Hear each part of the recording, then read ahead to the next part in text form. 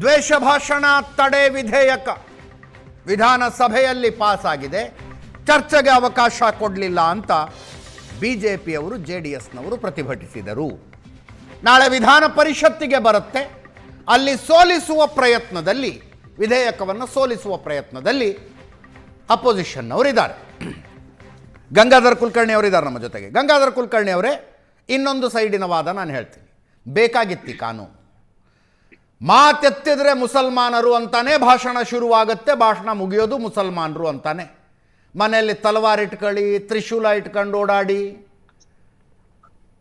Shooting practice ಮಾಡಿಸ್ಕೊಳ್ಳಿ. ಇದು ಸಮಾಜದಲ್ಲಿ ಶಾಂತಿಯನ್ನು ತರುವಂಥ ಭಾಷಣವಾಗ ಇವೆಲ್ಲ?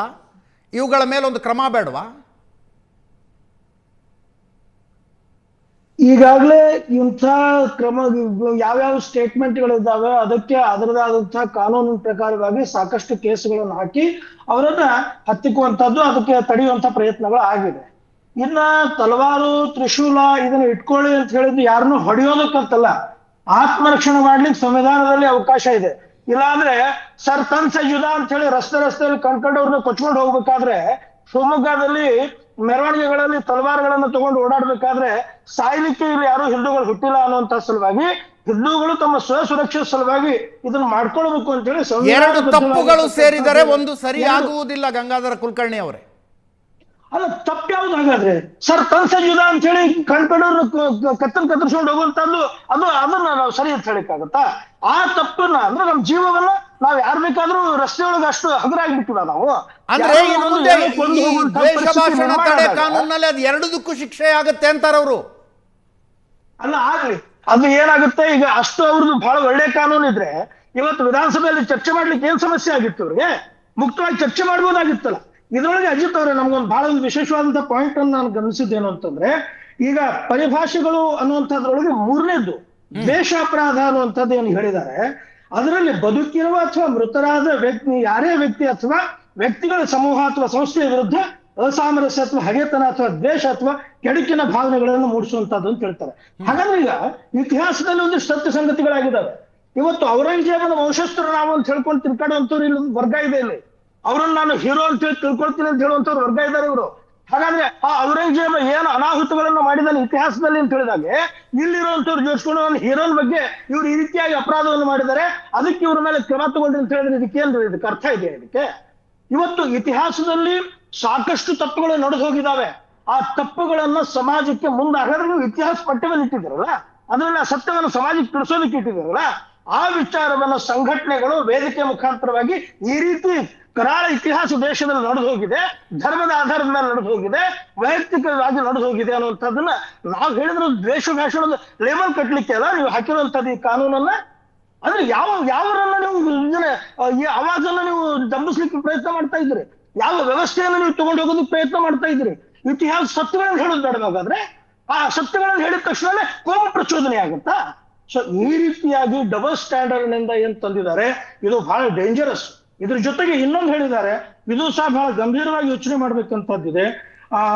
ಇದು ಸಂಘ ಮತ್ತು ಸಂಸ್ಥೆಗಳ ಅಪರಾಧಗಳು ಅನ್ನುವಂಥದ್ರಲ್ಲಿ 8ನೇದು ಸದ್ಭಾವನೆಯಿಂದ ಕೈಗೊಂಡ ಕ್ರಮದ ರಕ್ಷಣೆ. ಇದಕ್ಕೆ ಯಾವುದೇ ಅಧಿಕಾರಿಗಳನ್ನು ಹೊಣೆ ಮಾಡೋದಿಲ್ಲಂತೆ. ಅದನ್ನು ಮುಕ್ತವಾಗಿ ಯಾರು ಬೇಕು ಅವ್ರ ಮೇಲೆ ಕೇಸ್ ಮಾಡ್ಬೋದು. ಅವ್ರು ಅಕಸ್ಮಾತ್ ತಪ್ಪಾಗಿ ಕೇಸ್ ಮಾಡಿದ್ರು ಸಹ ಅವರನ್ನು ಪ್ರಶ್ನೆ ಮಾಡ್ಲಿಕ್ಕಿಲ್ಲ ಅನ್ನುವಂತಹ ಲೆಕ್ಕದೊಳಗೆ ಈ ರೀತಿಯಾದಂತಹ ಕಾನೂನು ಮಾಡ್ತಾರೆ ಅಂತಂದ್ರೆ, ಅಂದ್ರೆ ಸಾರ್ವಜನಿಕವಾಗಿ ಯಾರೂ ಸಹ ಮಾತಾಡಬಾರ್ದು, ಅವ್ರಿಗೆ ಅಧಿಕಾರವನ್ನು ಉಪಯೋಗಿಸ್ಕೊಂಡು ಅವ್ರ ದಮನ ಮಾಡ್ಬೇಕು ಅನ್ನುವಂಥ ಪಾಯಿಂಟ್ ಗಳನ್ನು ಹಾಕಿ ಈ ರೀತಿಯಾಗಿ ಒಂದು ಮಸೂದೆಯನ್ನು ತಗೊಂಡು ಬರ್ತಾರೆ ಅಂತಂದ್ರೆ, ಇದು ಏನು ಈ ಪ್ರಜಾಪ್ರಭುತ್ವ ಇದೆಯಾ, ಪ್ರಜಾತಂತ್ರ ಇದೆಯಾ? ಇದು ಈ ರೀತಿಯಾಗಿ ಮತ್ತೊಂದ್ಸರಿ ಎಮರ್ಜೆನ್ಸಿ ದೇಶದಲ್ಲಿ ರಾಜ್ಯದಲ್ಲಿ ಕೊಟ್ಟಿದ್ದಾರೆ. ಸೊ ಹೀಗಾಗಿ ಸಮಾಜದೊಳಗೆ ಯಾವುದು ಈ ರೀತಿಯಾದಂಥ ಕುಕೃತ್ಯಗಳು ನಡೆದಿದ್ದಾವೆ ಇತಿಹಾಸದಲ್ಲಿ. ನಾವು ಯಾವುದೇ ಸಂಘಟನೆಯವರಾಗ್ಲಿ ಇತಿಹಾಸವನ್ನು ಹೊರತುಪಡಿಸಿ ಇವತ್ತಿನವರೆಗೂ ಮಾತಾಡಿದಂತ ಉದಾಹರಣೆ ಇಲ್ಲ. ಟಿಪ್ಪು ಸುಲ್ತಾನ್ ಮಾಡಿದಂಥದ್ದು ಏನಿದೆ ಅದನ್ನ ನಾವು ನೇರವಾಗಿ ಹೇಳಿದ್ರೆ ಇಲ್ಲಿ ಟಿಪ್ಪು ಭಕ್ತರಿಗೆ ಸಮಸ್ಯೆ ಪ್ರಾರಂಭ ಆಗುತ್ತೆ. ನನ್ನ ಹೀರೋ ಅವನಿಗೆ ನೀವು ಹೇಗೆ ಮಾತಾಡಿದ್ರಿ ಅಂತ ಹೇಳಿದ್ರೆ, ಈ ರೀತಿಯಾಗಿ ಪ್ರತಿಯೊಂದಕ್ಕೂ ಸಹ ನಾವು ಇತಿಹಾಸ ಸತ್ಯವನ್ನು ಹೇಳಿದಾಗಲೇ ಅದಕ್ಕೆ ನೀವು ಆ ಒಂದು ತಗೊಂಡು ಬಂದು ಈ ಕಾನೂನನ್ನು ಹಾಕ್ತಾ ಹೋದ್ರೆ, ಹಾಗಾದ್ರೆ ನಾವು ಸತ್ಯವನ್ನು ಮಾತಾಡೋದು ಬಂದ್ ಮಾಡ್ಬೇಕಾ? ಕೆಲಸ ಮಾಡ್ಬಿಡಿ ಸರ್ಕಾರನೇ, ಒಳ್ಳೆ ಸರ್ಕಾರ ಒಂದು ಕೆಲಸ ಮಾಡ್ಬಿಡಿ, ನೀವು ಇದನ್ನೇ ಮಾತಾಡಿ ಅಂತ ಹೇಳಿ ಎಲ್ಲರಿಗೂ ಸ್ಕ್ರಿಪ್ಟ್ ಬರ್ದು ಕೊಟ್ಬಿಡಿ, ನೀವು ಹೇಳಿದ್ದನ್ನೇ ಮಾತಾಡ್ತೀವಿ. ಹಾಗಾದ್ರೆ ವಾಟ್ಸಪ್ ಅರ್ಥ ಏನು ಉಳಿತು? ಹಾಗಾದ್ರೆ ನಾಚಿಕೆ ಆಗೋದಿಲ್ವಾ ಸರ್ಕಾರಕ್ಕೆ? ಕೇಳುವಂತ ಪ್ರಮೇಯ ಬೇಕು, ಕೇಳುವಂತ ತಾಳ್ಮೆ ಬೇಕು, ಯಾವ ಆಂಗಲ್ ನಿಂದ ಹೇಳ್ತಾ ಇದ್ದಾರೆ, ಇತಿಹಾಸದಲ್ಲಿ ಏನ್ ಹೇಳ್ತಾ ಇದ್ದಾರೆ ಅಂತ ಸತ್ಯ ನಿಮ್ಗೆ ಬೇಡ ಆಗಿದೆ. ಹಾಗಾದ್ರೆ ನೀವು ಮಾಡಿದಂತ ಇವತ್ತು ಕಾಂಗ್ರೆಸ್ನ 75 ವರ್ಷದ ಬೇಕಾದಷ್ಟು ಅಪರಾಧಗಳನ್ನು ಮಾಡಿದೆ. ಹಾಗಾದ್ರೆ ಆ ವಿಚಾರವನ್ನ ಹೇಳಿದ ತಕ್ಷಣನೇ ಅದು ಕೋಮು ಪ್ರಚೋದನೆ ಆಗುತ್ತೆ, ಅದು ಒಂದು ರೀತಿ ಪ್ರೇರೇಪಣೆ ಆಗುತ್ತೆ ಅಂತ ಹೇಳಿ ನೀವು ಕೇಸ್ಗಳನ್ನು ಹಾಕುವಂತದ್ದೇ ಉದ್ದೇಶವನ್ನು ಮಾಡಿದ್ರೆ, ಈ ರೀತಿ ನೀವು ಏನಾದ್ರೂ ಕಾನೂನನ್ನು ತಗೊಂಡು ಬಂದ್ರು ಸಹ ನಾವು ಸತ್ಯವನ್ನ ನೀವು ಯಾವುದೇ ರೀತಿ ಅದನ್ನ ಅಡಗಿಸ್ಲಿಕ್ಕೆ ಸಾಧ್ಯ ಇಲ್ಲ, ನಮ್ಮ ಧ್ವನಿಯನ್ನು ಅಡಗಿಸ್ಲಿಕ್ಕೆ ಸಾಧ್ಯ ಇಲ್ಲ. ನಾವು ಮಾತಾಡ್ತೀವಿ, ಸತ್ಯವನ್ನು ಸಮಾಜದಲ್ಲಿ ತೆಗೆದಿಡುವಂತ ಪ್ರಯತ್ನವನ್ನ ಮಾಡ್ತೀವಿ, ಇತಿಹಾಸದೊಳಗಾದಂತಹ ಕರಾಳತೆಯನ್ನು ನಾವು ತೆಗೆದಿಡುವಂತ ಪ್ರಯತ್ನವನ್ನ ಮಾಡ್ತೀವಿ. ಅದರೊಳಗೆ ಎರಡೇ ಮಾತಿಲ್ಲ, ಜಾಲಿಯನ್ ವಾಲಾ ಬಾಗ್ನಲ್ಲಿ ಅಷ್ಟೊಂದು ಭಯಾನಕವಾದಂತಹ ಘೋರವಾದಂತಹ ಘನಘೋರವಾದಂತಹ ಘಟನೆ ನಡೆದಿತ್ತು. ನಾಳೆ ನಾವು ಅದನ್ನು ಹೇಳಿದ್ರೆ ಅದಕ್ಕೂ ಸಹ ನೀವು ಕೋಮು ಪ್ರಚೋದನೆ, ಯಾವುದೋ ಬ್ರಿಟಿಷರಿಗೆ ಅದರಿಂದ ತೊಂದರೆ ಆಗುತ್ತೆ, ಯಾವುದೋ ಕ್ರಿಶ್ಚಿಯನ್ರಿಗೆ ಅದು ತೊಂದರೆ ಆಯ್ತು ಅಂತ ಹೇಳಿ ನೀವು ಆ ರೀತಿಯೂ ಕೇಸ್ ಹಾಕುವಂತ ಪ್ರವೃತ್ತಿನ ಇದು. ಸೊ ಈ ರೀತಿಯಾಗಿ ಇತಿಹಾಸ ಸತ್ಯಗಳನ್ನ ಮಾತಾಡ್ಬೇಕಾದ್ರೆ ಇದು ಬಹಳ ಡೇಂಜರಸ್ ಇದೆ ರಾಜಕೀಯವಾಗಿ. ಬರ್ತೀನಿ, ಇನ್ನು ಅಶ್ವಿನ್ ಗೌಡ್ರಿಗೆ ನಾನು ಸಮಯ ಕೊಟ್ಟಿಲ್ಲ. ಎಸ್, ಗಂಗಾಧರ ಕುಲಕರ್ಣಿ ಅವರು ಒಂದೇ ನಿಮಿಷ. ರಿಯಾಜ್ ಅಹಮದ್ ಶಿವಮೊಗ್ಗದಿಂದ ಇದ್ದಾರೆ. ರಿಯಾಜ್ ಅಹಮದ್ ಅವರೇ, ಹಾಗಿದ್ರೆ ನಾಳೆ ಯಾರು ಟಿಪ್ಪು ಸುಲ್ತಾನನನ್ನ ವಿರುದ್ಧ ಮಾತನಾಡಿದ್ರೆ, ಔರಂಗಜೇಬನ ವಿರುದ್ಧ ಮಾತಾಡಿದ್ರು ಕೇಸ್ ಕೊಡಬಹುದಾಗಿದ್ರಿ ಈ ಕಾನೂನಿನ ಅಡಿಯಲ್ಲಿ? ಇಲ್ಲ, ಅವರಿಗೆ ಗಂಗಾಧರ ಕುಲಕರ್ಣಿ ಅವರಿಗೆ ಇದ್ರ ಡೆಫಿನಿಷನ್ ಗೊತ್ತಿಲ್ಲ ಅನ್ಸುತ್ತೆ.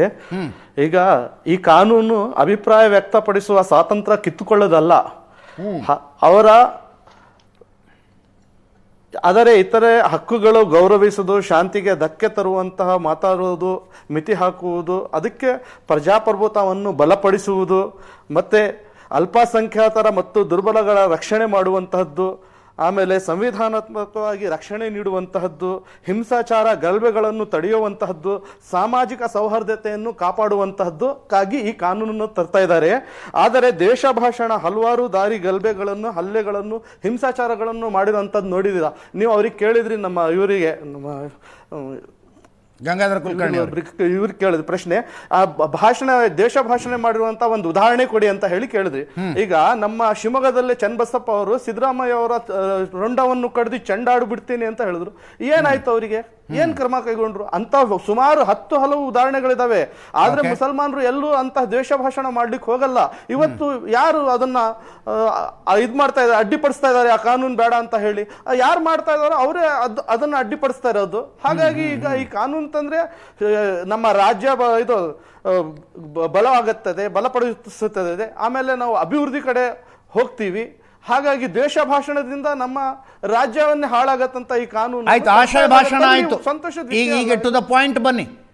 ಅದರಲ್ಲಿ ಸತ್ಯ ವ್ಯಕ್ತಿಯ ಬಗ್ಗೆ ಮಾತನಾಡುವುದು ಕೂಡ ಈ ಕೇಸ್ ಅಟ್ರಾಕ್ಟ್ ಮಾಡಬಹುದು.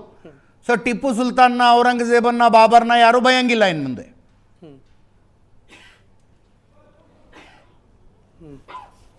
ಈಗ ನಾವು ನಮ್ಮ ಭಾರತ, ನಮ್ಮ ದೇಶ ಅಭಿವೃದ್ಧಿ ಆಗ್ಬೇಕಂತ ಪ್ರತಿಯೊಬ್ಬರು ಆಸೆ. ಆಶಯ ಭಾಷಣ ಸಮಯ ಮುಗಿತು. ಯಾವ್ದು ಯೋಚನೆ ಇಲ್ವಲ್ಲ ಅಂತ ಭಾಷಣ.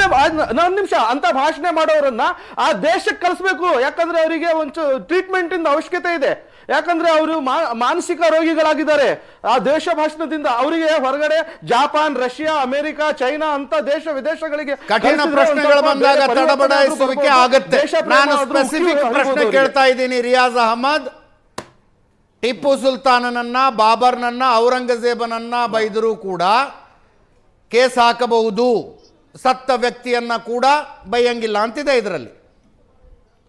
ಒಪ್ಪಿಗೆನಾ? ಈಗ ಬೈದ್ರೆ ಏನಾಗತ್ತೆ? ಗಲಭೆಗಳಾಗ್ತವೆ ಅಂತಾನೆ ಆ ದೇಶ ಭಾಷಣ ಮಾಡಬಾರ್ದು ಅಂತ ಕಾನೂನು ತರ್ತಾ ಇರೋದಲ್ಲ. ಅದನ್ನೇ ರೀ, ಬೈಬಾರ್ದು ಅಂತಾನೆ ಹೇಳ್ತಾ ಇರೋದು ತಾನೇ ನೀವು. ಟಿಪ್ಪು ಸುಲ್ತಾನ್ಗೇನು ಅನ್ಬೇಡಿ, ಔರಂಗಜೇಬ್ಗೇನು ಅನ್ಬೇಡಿ, ಬಾಬರ್ಗೇನು ಅನ್ಬೇಡಿ. This is what you want to tell.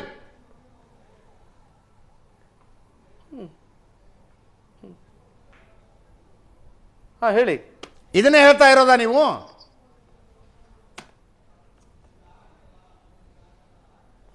ಈಗ ಬೈಯ ಅವಶ್ಯಕತೆ ಏನಿದೆ? ಅಲ್ಲ, ಅದರಿಂದ ಏನಾದ್ರೂ ಲಾಭ ಇದೆಯಾ? ಅವ್ರಿಗೆ ಲಾಭ ಇದೆ. ಯಾಕಂದ್ರೆ ಫುಲ್ ಟೈಮ್ ಪಾಲಿಟಿಕ್ಸ್ ಮಾಡ್ಬೇಕಲ್ಲ, ರಾಜಕೀಯ ಬೇಳೆ ಬೇಯಿಸ್ಕೋಬೇಕಲ್ಲ, ಜನರನ್ನ ವಿಭಜನೆ ಮಾಡ್ಬೇಕಲ್ಲ.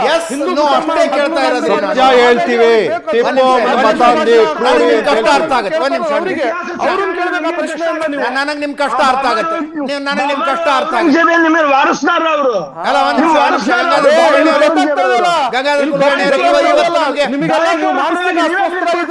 ನಿಮ್ಮನ್ನೆಲ್ಲ ಜಪಾನ್, ಚೈನಾ, ರಷ್ಯಾ, ಅಮೆರಿಕ ಕಳಿಸ್ಬೇಕು. ಯಾಕಂದ್ರೆ ನಿಮಗೆ ಟ್ರೀಟ್ಮೆಂಟ್ ಅವಶ್ಯಕತೆ ಇದೆ, ನಿಮಗೆ ಟ್ರೀಟ್ಮೆಂಟ್ ಅವಶ್ಯಕತೆ ಇದೆ. ಅಯ್ಯೋ, ಸೌಹಾರ್ದತೆ ಗೊತ್ತಿಲ್ಲ ನಿಮಗೆ, ಆ ಪ್ರೀತಿ ದಾರಿ ಸಂಬಂಧ ಗೊತ್ತಿಲ್ಲ. ನೀವು ಮಂದಿ treatment ಮಾಡ್ಕೊಳ್ಳಿ. ಸೌಹಾರ್ದತೆ ಅಂದ್ರೆ ಬಾಬಾ ಕಾಫೀರ್ ಅನ್ನೋ ಪದ ಇದೆಯಲ್ಲ ಅದು ನಿಮ್ಮಿಂದ ದೇಶದಲ್ಲಿ ಬರಬೇಕು. ದೇಶದಲ್ಲಿ ಕಾಫೀರ್ ಅನ್ನೋ ಪದ ಬರಬೇಕು. ಕಾಫೀರ್ ಅನ್ನೋ ಪದನ ಉಪಯೋಗಿಸ್ತಾರೆ ಹಿಂದೂಗಳು. ಕಾಫೀರ್ ಅಂದ್ರೆ ದ್ವೇಷ ಭಾಷಣ ಅದು. ದ್ವೇಷ ಭಾಷಣ ಅದು. ಅಶೋಕ್ ಗೌಡ್ರೆ ತುಂಬಾ ಚೆನ್ನಾಗಿ ಚರ್ಚೆ ಅಂತ ಹೇಳಿದ್ರು ನೀವು. ನಾಗರಾಜ್ ಯಾದವ್ ಅವರು ಹೇಳ್ತಾ ಇದ್ದಾರೆ ಗಂಗಾಧರ್ ಕುಲಕರ್ಣಿ ಮ್ಯೂಟ್ ಮಾಡಬೇಕಾಗತ್ತೆ, ನಿಮ್ಮ ಮೈಕ್ಗಳನ್ನು ಮ್ಯೂಟ್ ಮಾಡಬೇಕಾಗತ್ತೆ ದಯವಿಟ್ಟು.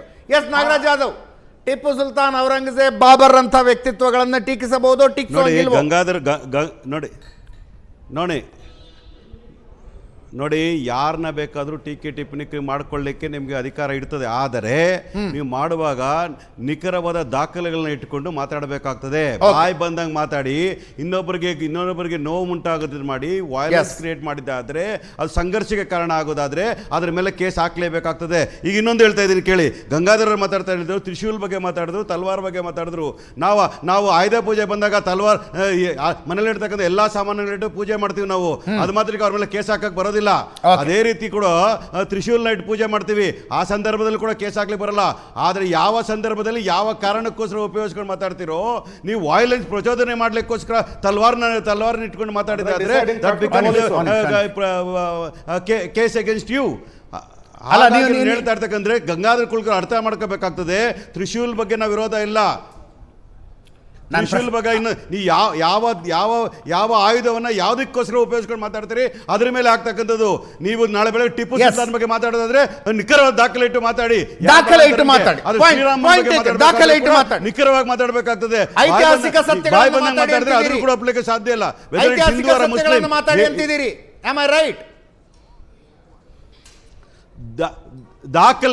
ದಾಖಲೆ ಇಟ್ಟು ಮಾತಾಡಬೇಕು. ಸುಮ್ಮನೆ ಬಾಯಿ ಬಂದಂಗೆ ಮಾತಾಡಿದ್ರೆ ಆಗಲ್ಲ, ನಿಮ್ಮ ಮೂಗಿನ ನೇರಿಗೆ ಮಾತಾಡಿದ್ರೆ ಆಗೋದಿಲ್ಲ, ವಿಚಾರಗಳೆಲ್ಲ ತಿರುಚಿ ಮಾತಾಡ್ತಕ್ಕಂಥ ಆಗೋದಿಲ್ಲ. ಅದೇ ನಾಗರಾಜ್ ಯಾದವ್ ಅವರೇ ಐತಿಹಾಸಿಕ ಸತ್ಯಗಳನ್ನು ಹೇಳಬೇಕು, ಯಾವ್ದು ಡಾಕ್ಯುಮೆಂಟೆಡ್ ಟ್ರುತ್ ಇದೆಯೋ ಅದನ್ನ ಮಾತ್ರ ಹೇಳಬೇಕು ಅಂತೀರಿ. ಕೇಳಿ, ನಾಗರಾಜ್ ಯಾದವ್ ಕಾಂಗ್ರೆಸ್ನವ್ರು ಆಗಿದ ಮಾತ್ರಕ್ಕೆ ನಾನು ಶ್ರೀರಾಮನ ಬಾಯಿ ಬಂದಂಗೆ ಬೈದ್ರೆ ಅದನ್ನು ಸುಮ್ಮನೆ ಸಹಿಸ್ಕೊಳ್ತೀರಾ? ನನ್ನ ಪ್ರಶ್ನೆ ಉತ್ತರ ಕೊಡಬಹುದಾದ ಪ್ರಶ್ನೆ ಇದು Nagaraj Yadav. Yes or no ಐತಿಹಾಸಿಕ ದಾಖಲೆಗಳು ಯಾವುದು ಸತ್ಯ ಅಂತಿದೆಯೋ ಅದನ್ನು ಹೇಳಿದ್ರೆ ಈ ಭಾಷಣ ಈ ಹೊಸ ಕಾನೂನಲ್ಲಿ ಕೇಸ್ ಆಗೋದಿಲ್ಲ. Am I right? ನೋ ಐತಿಹಾಸಿಕ ದಾಖಲೆಗಳನ್ನ ನೀವು ಯಾವ ರೀತಿ ಪ್ರೆಸೆಂಟ್ ಮಾಡ್ತಾರೆ ಅದರ ಮೇಲೆ ಡಿಪೆಂಡ್ ಆಗ್ತದೆ. ಯಾವ ಸಂದರ್ಭದಲ್ಲಿ ಯಾವುದಕ್ಕೋಸ್ಕರ ಪ್ರಚೋದನೆ ಮಾಡ್ಲಿಕ್ಕೋಸ್ಕರ ಮಾಡಿದ್ರೆ ಆದ್ರೆ ಡೆಫಿನೆಟ್ ಕೇಸ್ ಆಗ್ತದೆ. ನೀವು ಶಾಂತಿ ಸುವ್ಯವಸ್ಥೆನ ಕಾಪಾಡ್ತಕ್ಕಂಥ ಹಾರ್ಮೋನಿನ ಪ್ರತಿಪಾದನೆ ಮಾಡಿದ್ದಾದ್ರೆ, ಬ್ರದರ್ಹುಡ್ನ ಪ್ರತಿಪಾದನೆ ಮಾಡಿದ್ದಾದ್ರೆ ಖಂಡಿತವಾಗ್ಲೂ ನಿಮ್ಮ ಮೇಲೆ ಕೇಸ್ ಆಗೋದಿಲ್ಲ. ಅದನ್ನ ಉಪಯೋಗಿಸ್ಕೊಂಡು ಇನ್ನೊಬ್ಬರನ್ನ ಟೀಕೆ ಟಿಪ್ಪಣಿ ಮಾಡೋದೇ ಆದ್ರೆ ಅದು ಒಪ್ಪಲಿಕ್ಕೆ ಸಾಧ್ಯ ಆಗೋದಿಲ್ಲ. ಯಾಕಂದ್ರೆ ನಾನು ತಿನ್ನೋ ಊಟ ನಿಮ್ಗೆ ಇಷ್ಟ ಆಗೋದಿಲ್ಲ, ನೀವು ತಿನ್ನೋ ಊಟ ನನಗೂ ಇಷ್ಟ ಆಗೋದಿಲ್ಲ. ಅದನ್ನಿಟ್ಕೊಂಡೇ ಮಾತಾಡಿದ್ರೆ ಇಸ್ ಇಟ್ ನಾಟ್ ಪ್ರೊವೋಕೇಟಿವ್? ಯಾರೋ ಒಬ್ರು ಬೀಫ್ ತಿಂತಾರಂದ್ರೆ ಅವನ ಆಹಾರ ಆಗ್ತದೆ, ನಾನೇನೋ ತಿಂತೀನಿ ಅಂದ್ರೆ ನನ್ನ ಆಹಾರ, ನಾನು ಸಸ್ಯಾಹಾರಿ ಆದ್ರೆ ನನ್ನ ಆಹಾರ ಆಗ್ತದೆ. ನೀವು ಯೋಚನೆ ಮಾಡಿ ಮಾತಾಡಬೇಕಾಗ್ತದೆ. ಇತಿಹಾಸವೂ ಇದೆ, ಈ ರೀತಿ ಆಯ್ತು, ಆ ದೇವ್ರು ಹಿಂಗೆ ಹೇಳಿದ್ರು, ಈ ದೇವ್ರು ಹಿಂಗೆ ಹೇಳಿದ್ರು, ಅವ್ರನ್ನ ಟೀಕೆ ಮಾಡ್ಲಿಕ್ಕೆ ಅದು ಯಾವ ಅಧಿಕಾರ ಇಲ್ಲ. ಒಂದ್ ನಿಮಿಷ, ಅಶ್ವಿನ್ ಗೌಡ್ರು ಇದ್ದಾರೆ ಇಲ್ಲಿ, ಅಶ್ವಿನ್ ಗೌಡ್ರು ಇದ್ದಾರೆ ಪಾಪ. ನಿಮ್ಮ ಅಷ್ಟರ ಮಾತುಗಳನ್ನು ಕೇಳಿಸ್ಕೊಂಡು ಕೂತ್ಕೊಂಡಿದ್ದಾರೆ. ಒಂದು ರಿಯಾಕ್ಷನ್ ತಗೊಳ್ತೀನಿ. ಅಶ್ವಿನ್ ಗೌಡ್ರೆ, ಈ ಏನು BJPಯ ಸ್ಟ್ಯಾಂಡನ್ನು ತೆಗೆದುಕೊಳ್ಳುವ ಮೂಲಕ ಜಾತ್ಯತೀತ ಜನತಾದಳವು ಕೋಮುವಾದಿ ಜನತಾದಳ ಆಗ್ಬಿಡುತ್ತೆ? ಇಲ್ಲ ಸರ್, ಯಾಕೆಂದರೆ ಗಂಗಾಧರ್ ಕುಲಕರ್ಣಿ ಅವರು ಇದ್ದಾರೆ, ಅಹಮದ್ ಅವರು ಇದ್ದಾರೆ, ಎಲ್ಲರೂ, ನಾಗರಾಜ್ ಯಾದವ್ ಅವರು ಇದ್ದಾರೆ. ಎಲ್ಲರೂ ನಿಮ್ಮ ಒಂದು ಮಾಧ್ಯಮದಲ್ಲಿ ಚರ್ಚೆಗೆ ಕೊಟ್ಟಂಥ ಅವಕಾಶ ದೊಡ್ಡದಿತ್ತು. ಸದನದಲ್ಲಿ ಅಧಿವೇಶನದಲ್ಲಿ ಕೊಟ್ಟಂಥ ಚರ್ಚೆ ಅವಕಾಶ ಚಿಕ್ಕದಿತ್ತು. ಯಾವ ಸಿದ್ದರಾಮಣ್ಣ ನಾನು ದೇವರಾಜ ಅರಸು ಅವರ ಆಡಳಿತ, ಅವರ ಪ್ರೇರಣೆಯಿಂದ ನಾನು ಬಂದಿದ್ದೇನೆ ಅಂತ ಹೇಳಿದಂಥ ಸಿದ್ದರಾಮಣ್ಣ, ಯಾವತ್ತು ಕಾಲಕ್ಕೆ ದೇವರಾಜ ಅರಸು ಅವರು 20 ವರ್ಷ ಚಿಕ್ಕವರಿದ್ರಂತೆ, ವಿರೋಧ ಪಕ್ಷದ ನಾಯಕರು ಹಾಗೂ ವಿರೋಧ ಪಕ್ಷದಲ್ಲಿರುವಂಥ ಶಾಸಕರು. ಅವತ್ತಿನ ಸ್ಪೀಕರು ನಾಗರತ್ನಮ್ಮ ಅವರು ಅಂತ ಇರ್ತಾರೆ. ವೈಯಕ್ತಿಕ ಕಾರಣಗಳಿಂದ ದೇವರಾಜ ಅರಸು ಅವ್ರಿಗೂ ನಾಗರತ್ನಮ್ಮ ಅವ್ರಿಗೂ ಒಂದೊಂದು ತಿಕ್ಕಾಟದಲ್ಲಿ ಇರುತ್ತೆ, ಮೊಟಕುಗೊಳಿಸೋವಂಥದ್ದು. ಪುಸ್ತಕದಲ್ಲಿ ಇದೆ ಅಜಿತ್ ಸರ್. ಯಾವಾಗಲೂ ಎದ್ಬಿಟ್ಟು ಹೇಳೋರಂತೆ ದೇವರಾಜ ಅರಸು ಅವರು, ವಿರೋಧ ಪಕ್ಷದವ್ರಿಗೂ ಅವಕಾಶ ದಯಮಾಡಿ ಕೊಡಿ, ಚರ್ಚೆ ಮಾಡಬೇಕು, ಚರ್ಚೆಯಿಂದ ಮಾತ್ರ ನಮಗೆ ಒಂದು ರಿಸಲ್ಟ್ನ ಪಡೀಲಿಕ್ಕೆ ಸಾಧ್ಯ ಅಂತ ಹೇಳೋರಂತೆ. ಇವತ್ತು ಆ ಸಿದ್ದರಾಮಣ್ಣ ಕಳೆದೋಗಿದ್ದಾರೆ. ಒಂದು ಮತ್ತೆ ಸರ್, ಯಾವುದೇ ಸಮುದಾಯದ ಮಧ್ಯೆ ಮತೀಯ ಸಂಘರ್ಷಕ್ಕೆ ಬೆಂಕಿ ಇಡೋಂಥವ್ರು, ಪುಷ್ಟಿ ಕೊಡೋಂಥವ್ರು ಅಶ್ವಿನ್ ಇರ್ಬೋದು, ಅಹಮದ್ ಇರ್ಬೋದು, ಒದ್ದು ಒಳಗಡೆ ಹಾಕ್ತೀನಿ ಅನ್ನೋದು ಇರಬೇಕೋ ಹೊರತು ವಾಕ್ ಸ್ವಾತಂತ್ರ್ಯನೇ ಕಿತ್ಕೊಳ್ತೀವಿ, ಹೆಡ್ ಸ್ಪೀಚ್ ಹೇಳ್ತೀನಿ ಸರ್. ಬ್ರಿಟಿಷ್ ಅವರು ಇದನ್ನೇ ಹೆಡ್ ಸ್ಪೀಚ್ ಅಂತ ಮಾಡಿದ್ರೆ ಮಂಗಲ್ ಪಾಂಡೆ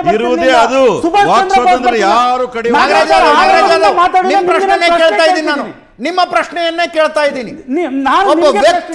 ಒಬ್ಬ ವ್ಯಕ್ತಿ ಸರ್ ಹೇಳ್ತೀನಿ ಸರ್, ಒಂದು ಸಮುದಾಯ, ಒಂದು ಸಂಸ್ಥೆಯನ್ನ ಹರ್ಟ್ ಆಗೋ ತರ ಮಾತಾಡಬೇಡ್ರಿ ಅಂತ ಸರ್. ಇವಾಗ ಅದನ್ನೇ ಹೇಳ್ತೀನಿ. ನನ್ನ ಪ್ರಶ್ನೆ ನಮ್ಮ ನಾಗರಾಜ್ ಸರ್ಗೆ ಇದು ಆನ್ಸರ್ ಮಾಡಬೇಕು.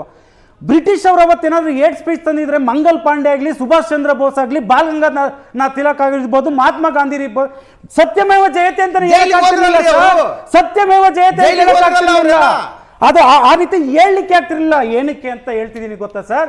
ಸಂವಿಧಾನದ ಪಿತಾಮಹ ಅಂತ ಕರೆಸ್ಕೊಂಡಿರೋಂಥ ನಮ್ಮ ಅಂಬೇಡ್ಕರ್ ಅವರು ಅವತ್ತು ಏಡ್ ಸ್ಪೀಚನ್ನ ತಂದು ಇಟ್ಟಿದ್ರೆ ಈ ದೀನ ದಲಿತರು ಇರ್ಬೋದು, ಅಲ್ಪಸಂಖ್ಯಾತರು ಇರ್ಬೋದು, ಹಿಂದುಳಿದವರು ಮಾತಾಡಕ್ ಆಗ್ತಿರ್ಲಿಲ್ಲ. ಫ್ರೀಡಮ್ ಪಾರ್ಕ್ ಏನಕ್ಕೆ ಇಟ್ಟಿದ್ರೆ ಅದನ್ನು ಕ್ಲೋಸ್ ಮಾಡಿಬಿಡಿ. ನಾಳೆ ಅಲ್ಪಸಂಖ್ಯಾತರು ಅಲ್ಲಿಗೆ ಹೋಗ್ತಾರೆ, ದಲಿತರಲ್ಲಿ ಹೋಗ್ತಾರೆ, ಹಿಂದುಳಿದವರಲ್ಲಿ ಹೋಗ್ತಾರೆ. ನಾನು ಏನ್ ಮಾತಾಡಿದ್ರೆ ಯಾವ್ದು ತಪ್ಪು, ಯಾವ್ದು ಮಾತಾಡಿದ್ರೆ ಯಾವ್ದು ಸರಿ ಅಂತ ಹೇಗೆ ಗೊತ್ತಾಗುತ್ತೆ? ಇವ್ರು ಇಷ್ಟನ್ನೆಲ್ಲ ದ್ವಂದ್ವ ಇಟ್ಟಿರೋದು. 75% ಸಚಿವರುಗಳಿಗೆ ಮತ್ತೆ ಶಾಸಕರಿಗೆ ಇದ್ರ ಬಗ್ಗೆ ಗೊಂದಲ ಇದೆ. ನೀವು ಇಂಡಿವಿಜುವಲ್ ಆಗಿ ಕೇಳ್ಕೊಂಡು ಬನ್ನಿ. ನಾನು ಏನ್ ಮಾತಾಡ್ಬೇಕು, ಏನ್ ಮಾತಾಡಬಾರ್ದು ಅಂತ ಗೊತ್ತಿಲ್ಲ ಸರ್. ಪೊಲೀಸ್ ಸ್ಟೇಷನ್ಗೆ ಬೆಂಕಿ ಇಟ್ರು, ಹುಬ್ಳಿಲ್ ಗಲಾಟೆ ಇತ್ತು, ಮಂಡ್ಯದಲ್ಲಿ ಗಲಾಟೆ ಇತ್ತು, ಯಾದಗಿರಿನಲ್ಲಿ ಗಲಾಟೆ ಎಲ್ಲಾನು ಮಟ್ಟ ಮಾಡಿ ರಾಮಂಗ್ ಬೈದ್ರು, ಸೀತೆಗೆ ಬೈದ್ರು, ಹಿಂದೂನೇ ಅಲ್ಲ ಅಂತ ಅಂದ್ರು. ಗೋತ್ರ ರೀತಿ ಗಲಾಟೆ ಆಗುತ್ತೆ, ಹಿಂದೂಗಳೇ ಹುಷಾರ್ ಅಂತ ಕಾಂಗ್ರೆಸ್ ಅವ್ರು ಹೇಳ್ತಾರೆ ಸರ್.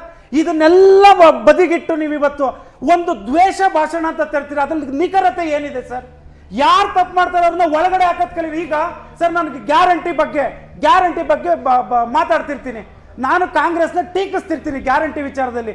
ನಾನು ಗ್ಯಾರಂಟಿ ಟೀಕ್ಸ್ ಇದರಲ್ಲಿ ನಾನು ಮುಖ್ಯಮಂತ್ರಿ ಅವ್ರನ್ನ ತರ್ತೀನಿ, ಮುಖ್ಯಮಂತ್ರಿ ಅವ್ರನ್ನ ತರ್ತೀನಿ. ಇನ್ಫ್ಯಾಕ್ಟ್ ಅದ್ರದ್ದು ಖಾತೆ ಈಗ ಸಪೋಸ್ ಏನಾದ್ರು ಲಕ್ಷ್ಮೀ ಹೆಬ್ಬಾಳ್ಕರ್ ಇದ್ರೆ ಅವ್ರನ್ನ ತರ್ತೀವಿ. ಅವ್ರ ಬಗ್ಗೆ ನಾನು ಕೆಟ್ಟದಾಗಿ ಮಾತಾಡಿದಾಗ ಅದು ದ್ವೇಷ ಭಾಷಣ ಆಗುತ್ತಾ? ಕೆಟ್ಟದಾಗಿ ಮಾತಾಡಬೇಡಿ ಅಂತ ಹೇಳ್ಬೇಕು. ಈಗ ಫ್ರೀಡಮ್ ಪಾರ್ಕ್ ಅವ್ರು ಕ್ಲೋಸ್ ಮಾಡ್ತಾರ ಇಲ್ವಾ ಸರ್?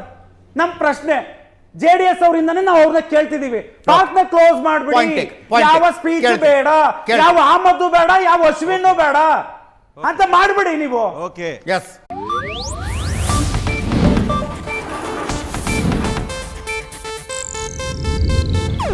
ಇದು ಏಷ್ಯಾನೆಟ್ ನ್ಯೂಸ್ ನೆಟ್ವರ್ಕ್ ಪ್ರಸ್ತುತಿ.